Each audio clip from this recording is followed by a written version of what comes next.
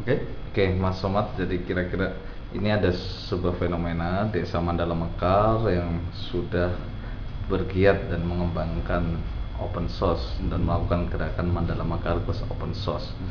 Nah, kira-kira bisa apa yang uh, ingin apa yang bisa Mas Somad komentari dari fenomena semacam ini? Ya, Mandala Mekar ini sangat unik ya. Jadi di mana daerah yang merupakan daerah perdesaan dengan segala keterbatasannya, baik dari sisi infrastruktur maupun dari sisi akses informasi, justru mereka lebih kreatif dalam pengembangan TIK untuk perdesaan ini. Kita lihat di pemerintahan justru di mana di pemerintahan ini justru mentok, tapi di Mandala Mekar ini mereka menyambut dengan gegap gempita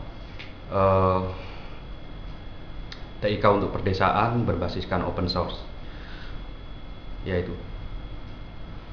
Oke, kemudian apa kira-kira dengan fenomena semacam ini, dengan fenomena semacam ini kira-kira sebagai pengembang apa nih yang bisa direspon? Ya, saya terkejut sekali dengan Mandala Mekar yang saat ini mereka tidak hanya menggunakan, tetapi mereka berusaha untuk mengembangkan perangkat lunak open source dengan antarmuka bahasa Sunda. Ternyata ini di lapangan sangat bermanfaat sekali, di mana di Mandala Mekar ini masyarakatnya sangat bervariasi. Keberagaman masyarakat ini sangat terbantu dengan open source berbahasa Sunda yang tidak semua masyarakat mengerti bahasa Indonesia. Mungkin mereka mengerti tapi mereka lebih memahami bahasa Sunda.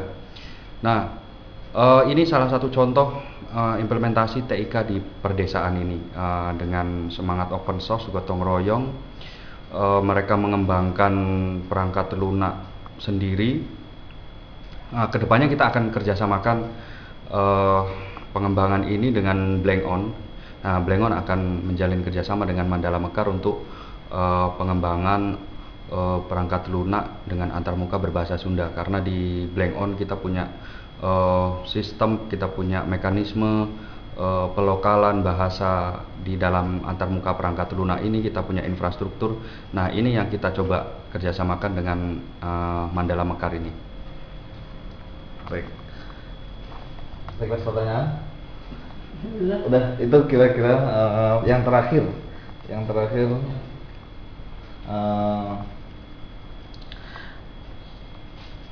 Kira-kira ini mereka migrasi, mereka melakukan gerakan ini sebenarnya sederhana, dari kejenuhan dengan persoalan-persoalan yang mereka hadapi dengan komputer perkantoran desa, virus dan lain sebagainya. Artinya alasan mereka untuk migrasi landasannya sangat sederhana sekali.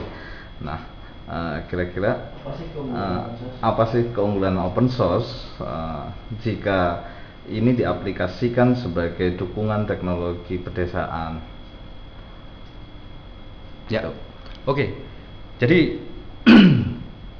konsep TIK perdesaan ini memang kalau dibilang rumit bisa menjadi rumit, tapi kalau kita melihat ke Mandala Mekar, mereka sampai sejauh ini mereka baik-baik saja untuk mengimplementasikan TIK untuk perdesaan ini, karena dengan semangat yang sederhana seperti itu mereka sudah berhasil untuk mengimplementasikan TIK untuk perdesaan.